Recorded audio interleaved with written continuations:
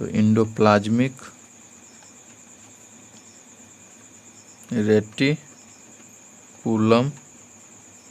Endoplasmic reticulum के बारे में पढ़ेंगे अब। इंडोप्लाज्मिक रेटिकुलम, और इसमें हम लोग लिख सकते हैं जो कि इंडोप्लाज्मिक रेटिकुलम को हम लोग एक और नाम देते हैं जो कि इरगैस्ट्रोप्लाज्म भी बोलते हैं, इरगैस्ट्रोप्लाज्म। और इसमें हम लोग फर्स्ट पॉइंट इसमें हम लोग लिख सकते हैं जो कि इलेक्ट्रॉन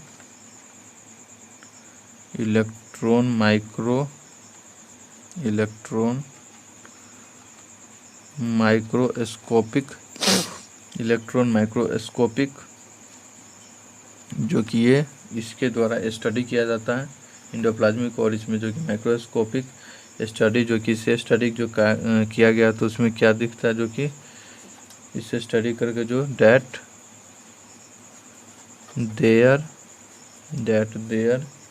इज अ सिस्टम, एक सिस्टम होता है, that there is a system of tubules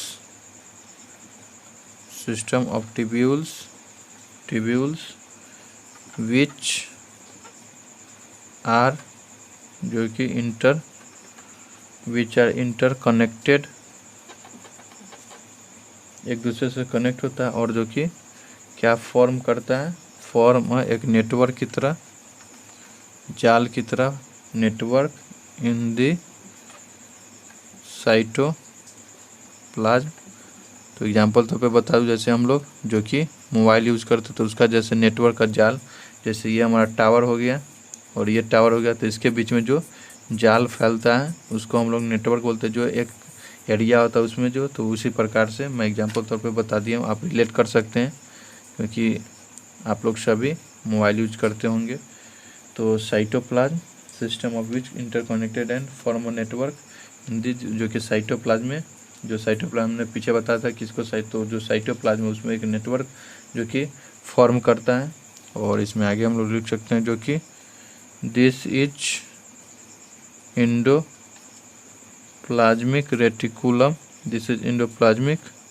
reticulum, और it opens at some point, कुछ पॉइंट पे ये ओपन होता है, जैसे ऑन प्लाज्मा मेम्ब्रेन पे, प्लाज्मा मेम्ब्रेन। और आगे हम लोग जो कि एनिमल सेल, प्लांट सेल का पूरा स्ट्रक्चर देखेंगे, तो ये ओपन होता है प्लाज्मा, ये प्लाज्मा मेम्ब्रेन, एंड ऑल्सो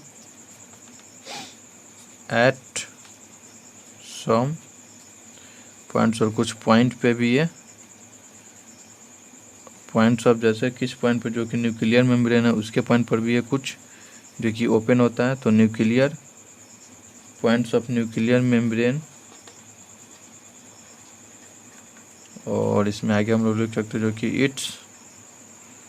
इसमें जो कि इट्स स्ट्रक्चर, जो कि इसका स्ट्रक्चर होता है लगभग सिमिलर, किसके structure is similar, structure similar to, जो कि प्लाज्मा मेम्ब्रेन के सिमिलर होती है।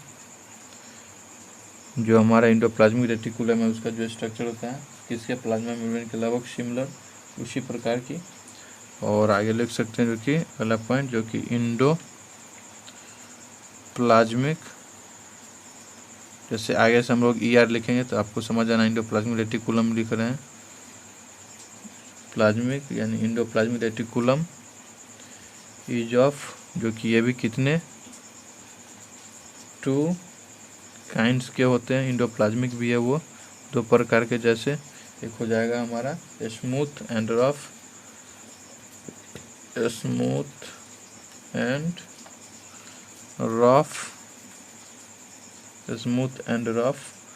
और जो कि इसको हम लोग ग्रेनुलर भी बोलते हैं। तो और ग्रेनुलर के बारे में लिख सकते हैं, अगला पॉइंट लिख ले रहे हैं जो कि दी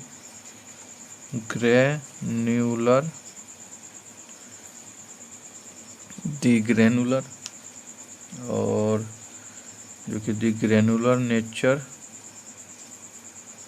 ऑफ द रेटिकुलम, इसका क्या होता है, किसके कारण, जो कि it's due to the plasma of ribosome on it. तो ये था जो कि दी ग्रेनुअल, जो नेचर होता है ग्रेनुअल का वो ऑफ द रेटिकुलम का, जो कि किसके, जो कि प्लाज्मा ऑफ राइबोसोम की वजह से होता है ऑन इट। जो ये ग्रेनुअल होता है जो राइबोसोम का, plasma of ribosome on it, जो कि ग्रेनुअल, वो आगे हम लोग डायग्राम में देखेंगे, अभी आपको नहीं समझे तो the granule nature of the reticulum, जो ग्रेनुअल का, रेटिकुलम का जो ग्रेनुअल नेचर होता है वो किसके कारण, जो कि प्लाज्मा ऑफ राइबोसोम के कारण होता है, जो कि आगे हम लोग देखेंगे। राइबोसोम जो कि स्मूथ होता है, एक रफ होता है, तो वो सभी है। और अगले लेक्चर में हम लोग बच्चों जो कि फंक्शंस के बारे में बात करेंगे। तो अगर ये लेक्चर आपको पसंद आया हो तो please like, share, comment and subscribe and don't forget to click on bell icon button. And I hope आप लोग को अच्छे से समझ में आया होगा। तो अगले लेक्चर में हम लोग फिर क्योंकि इसके फंक्शन के बारे में बात करेंगे। तो नमस्ते बच्चों, अच्छे से खाते रहिए, सोते रहिए, पढ़ते रहिए समय से। तो अगले लेक्चर में मिलते हैं। जय हिंद, जय भारत।